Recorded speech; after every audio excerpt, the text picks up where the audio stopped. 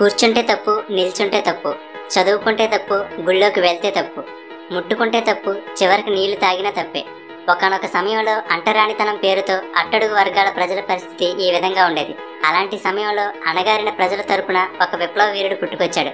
అప్పటి వరకు మోగబోయిన అట్టడుగు వర్గాల ప్రజలకు గొంతుకయ్యాడు. అతనే బిఆర్ అంబేద్కర్ గారు.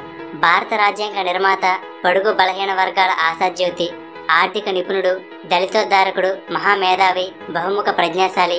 ఇలా ఆయన గురించి ఎంత చెప్పినా తక్కువే. చిన్న వయసు నుండి ఆయన ఎదుర్కొన్న అవమానాలు ఏమిటి, దేశ తలరాతతో సమానమైన రాజ్యాంగాన్ని రాసే స్థాయికి ఎలా చేరుకున్నారు, ముట్టుకోవడానికి కూడా వీలు లేదనే వ్యక్తి దేవుడిలా కొలిచే స్థాయికి ఎలా ఎదిగారు, ఇలా ఎంతో స్ఫూర్తిని కలిగించే అంబేద్కర్ గారి జీవిత చరిత్రను ఈ వీడియోలో తెలుసుకుందాం.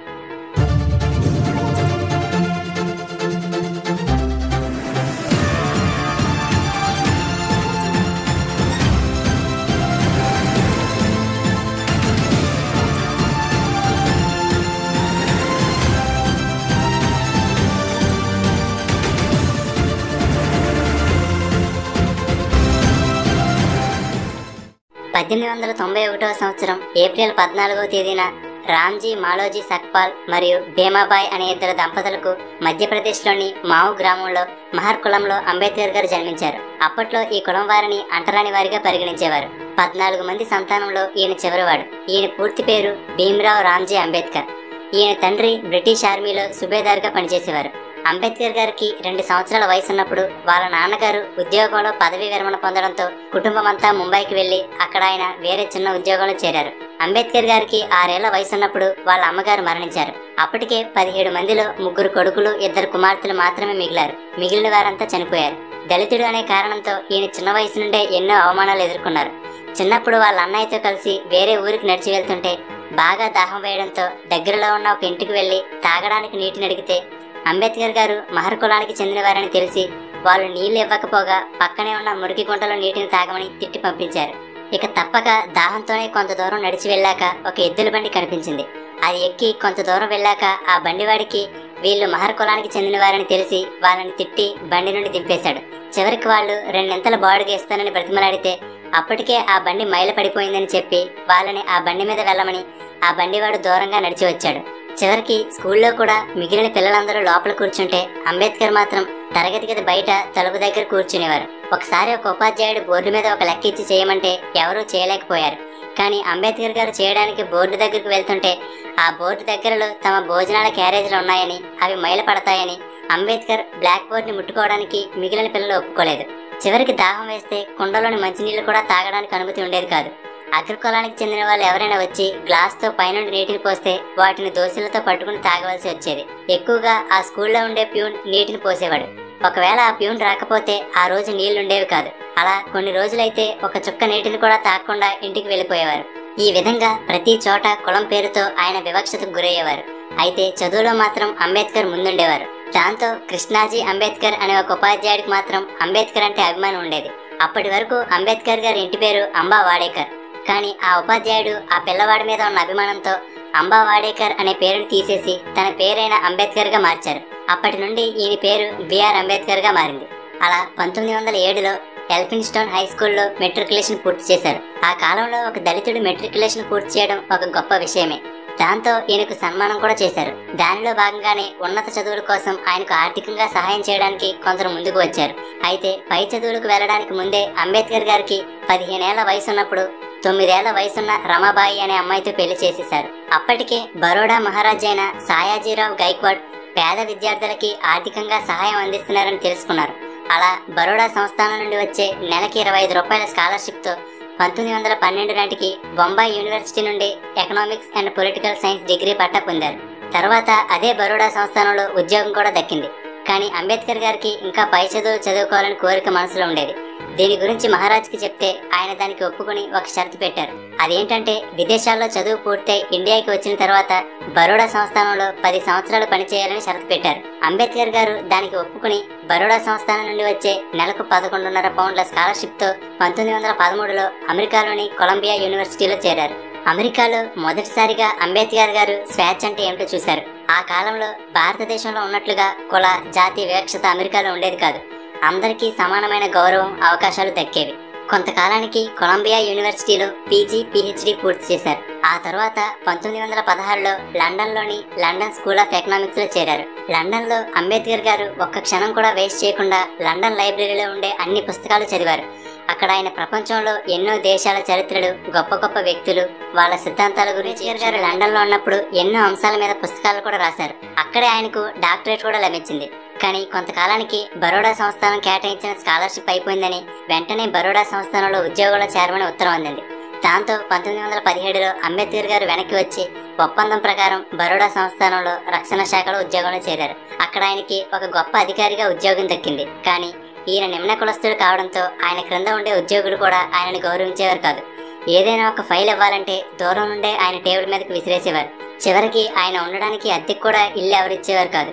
చేసేది లేక ఒక పార్శీల సత్రంలో ఉండేవారు. కొన్ని రోజులకి వాళ్ళకి కూడా ఈయన నిమ్న కులస్తుడని తెలిసి వాళ్ళు కూడా గెంటేశారు. చదవాలన్నా, పని చేయాలన్నా, ఉండడానికి ఇల్లు కావాలన్నా, చివరికి నీళ్లు తాగాలన్నా కూడా కులం అడ్డు వచ్చేది. మనల్ని ఎవరైనా చిన్న మాట అంటేనే పడం కదా, అలాంటిది ఇలాంటి ఘోర అవమానాలు ఎదురైతే మనం తట్టుకోగలమా? కానీ ఆయన వాటన్నిటినీ సహించారు. చివరికి తన పరిస్థితిని బరోడా మహారాజుకి చెప్పుకుని ఆయన ఏమీ చేయలేనని చెప్పడంతో ఉద్యోగానికి రాజీనామా చేసి బొంబాయి వెళ్ళిపోయారు. ఎటువంటి ఉద్యోగం లేకపోవడంతో ఆదాయం కోసం ట్యూషన్లు చెప్పడం, కంపెనీలకు సలహాలనిచ్చే ఒక చిన్న కన్సల్టింగ్ బిజినెస్ స్టార్ట్ చేశారు. మళ్ళీ కొన్ని రోజులకి అంబేద్కర్ గారు అంటరాని వాడని తెలిసి వ్యాపారులు కూడా ఆయన దగ్గరకు రావడం మానేశారు. దాంతో ఆ కంపెనీని కూడా మూసివేశారు. చివరికి అప్పటి బొంబాయి గవర్నర్ సహాయంతో ఒక కాలేజీలో ప్రొఫెసర్గా ఉద్యోగం దక్కింది. అలా ఉద్యోగం చేసుకుంటూనే 1927 నుండి అంటరానితనానికి వ్యతిరేకంగా ఉద్యమాలు చేయడం మొదలుపెట్టారు. అలా మహత్తులో దళితుల మహాసభను ఏర్పాటు చేశారు. దేశంలో నలుమూలల నుండి కొన్ని వేల మంది దళితులు ఆ సభకు హాజరయ్యారు. అప్పటి వరకు దళితులు మహద్లోని చెరువులో నీటిని తాగడానికి అనుమతి ఉండేది కాదు. కానీ అంబేద్కర్ గారు ఆ సభలో దానికి వ్యతిరేకంగా పోరాడి ఆ చెరువులో నీటిని తాగడానికి అనుమతి వచ్చేలా చేశారు. అనుమతి వచ్చినా సరే మొదటిసారిగా ఆ చెరువులోకి వెళ్లి నీటిని తాగడానికి అందరూ భయపడుతుంటే అంబేద్కర్ గారు ధైర్యంగా వెళ్లి చెరువులో నీటిని తాగారు. ఆ ఒక్క సభతో అంబేద్కర్ గారి పేరు మారుమోగిపోయింది. కొంతకాలానికి కొల్హాపూర్ మహారాజ్ అయిన సాహు మహారాజ్ అస్పృశ్యత, అంటరానితనాన్ని నివారించడానికి కృషి చేస్తున్నారని తెలుసుకుని ఆయన సహకారంతో మోగవాళ్లకి నాయకుడు అనే అర్థం వచ్చేలా మూక్ నాయక్ అనే పత్రికను, అలాగే బహిష్కృత భారత్, జనత, ప్రబుద్ధ భారత్ అనే పత్రికలు నడిపారు. దళితులకు బడిలోకి, గుడిలోకి వెళ్లడానికి అనుమతి పొందేలా ఉద్యమాలు చేపట్టి విజయం సాధించారు. కొన్ని రోజులకి ముంబైలోనే బారిస్టర్గా పనిచేయడం మొదలుపెట్టారు. అయితే 1935లో అంబేద్కర్ గారి భార్య రమాబాయి గారు అనారోగ్యం కారణంగా మరణించారు. కొంతకాలానికి ఆయనకు బొంబాయిలో ప్రిన్సిపాల్, అలాగే జడ్జిగా చేయడానికి అవకాశం వచ్చినా గానీ వద్దనుకుని రాజకీయాల్లోకి వచ్చారు. అలా independent labour party, scheduled caste federation అనే పొలిటికల్ పార్టీలను కూడా స్థాపించారు. అయితే సంపద కోసమో అధికారం కోసమో పోరాటం చేయలేదు.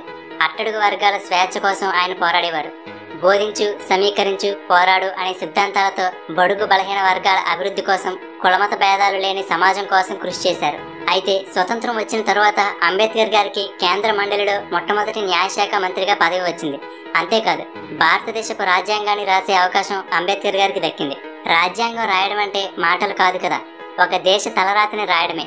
అయితే రాజ్యాంగాన్ని రచించడానికి నియమించిన సభ్యులలో ఒకరు రాజీనామా చేయడం, మరొకరు మరణించడం, కొంతమంది అమెరికాలో ఉండిపోవడం, మరికొంతమంది రాష్ట్ర రాజకీయాల్లో నిమగ్నులవడం, ఇలా రకరకాల కారణాల వలన భారత రాజ్యాంగం రచించే బాధ్యతంతా అంబేద్కర్ గారి మీద పడింది.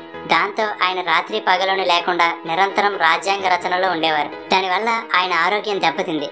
ఆయన్ని హాస్పిటల్లో వైద్యుల పర్యవేక్షణలో ఉంచారు. ఆ సమయంలో ఆయనను చూసుకోవడానికి డాక్టర్ శారదా కబీర్ అనే బ్రాహ్మణ అమ్మాయిని నియమించారు.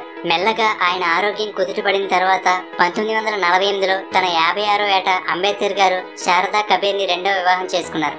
తర్వాత ఆవిడ సావిత్రి అంబేద్కర్ గా పేరు మార్చుకున్నారు. అలా కొద్ది రోజులకి 1948లో రాజ్యాంగ రచన పూర్తి చేశారు. వివిధ రకాల భాషలు, ఆచారాలు, మతాలు ఉన్నటువంటి ఈ దేశంలో ఆయన ముందు చూపుతో రాసిన రాజ్యాంగాన్ని అనుసరించి ఇప్పుడు మన దేశం నడుస్తుంది.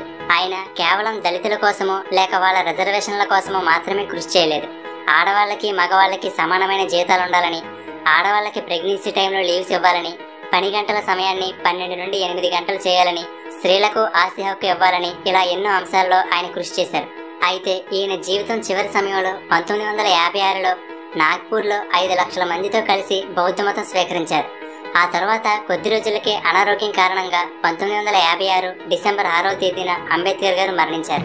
ఆయన మరణించినా గానీ ఆయన కృషి ఎప్పటికీ ఎంతో మంది జీవితాల్లో వెలుగును నింపుతుంది. ఒకవేళ ఆయన పూనుకుని ఉండకపోతే ఈనాటికి బడుగు బలహీన వర్గాల జీవితాలు ఇంకా అలాగే ఉండిపోయేవేమో. అందుకే ఈయన చేసిన సేవలకు గాను 1990లో భారత ప్రభుత్వం భారతదేశపు అత్యున్నత పురస్కారమైన భారతరత్న అవార్డునిచ్చింది. కొలంబియా యూనివర్సిటీ ప్రపంచంలోనే టాప్ 100 స్కాలర్స్ లిస్ట్ని ప్రకటిస్తే దానిలో మొదటి పేరు అంబేద్కర్ గారిదే ఉంది. ఎందుకంటే BA, MA, MSc, TSc, PhD, LLD, DLiT, barrister ఇలా ఎన్నో డిగ్రీలను ఆయన సాధించారు. ఒక వ్యక్తి తన జీవితకాలంలో ఇన్ని డిగ్రీలు పొందడం అంటే మాటలు కాదు. ఈయనకు Hindi, Pali, Sanskrit, English, French, German, Marathi, Persian, Gujarati ఇలా 9 భాషల్లో నైపుణ్యం ఉంది. కేవలం ఈయన రాజ్యాంగ నిర్మాత మాత్రమే కాదు, philosopher, anthropologist, historian, speaker, writer, economist, scholar, editor ఇలా ఒకే వ్యక్తిలో ఎన్నో ప్రతిభలు నైపుణ్యాలుండేవి. అంతేకాదు ప్రపంచంలో ఎక్కువ విగ్రహాలు ఉన్న నాయకుడు కూడా అంబేద్కర్ గారు. 2012లో ద గ్రేటెస్ట్ ఇండియన్ ఎవరు అనే పోలింగ్ జరిగితే మొదటి స్థానంలో అంబేద్కర్ గారే ఉన్నారు. దీనిని బట్టి ఆయన సమాజంలో ఎంత ప్రభావం తీసుకువచ్చారో అర్థం చేసుకోవచ్చు. ఒకప్పుడు ఆయన పడిన కష్టాలు ఎవరూ పడకూడదనుకున్నారు. అందుకే తన జీవితాన్నంతా అణగారిన వర్గాల అభ్యున్నతికి, వాళ్ళకి స్వేచ్ఛను అందించడానికి అంకితం చేశారు.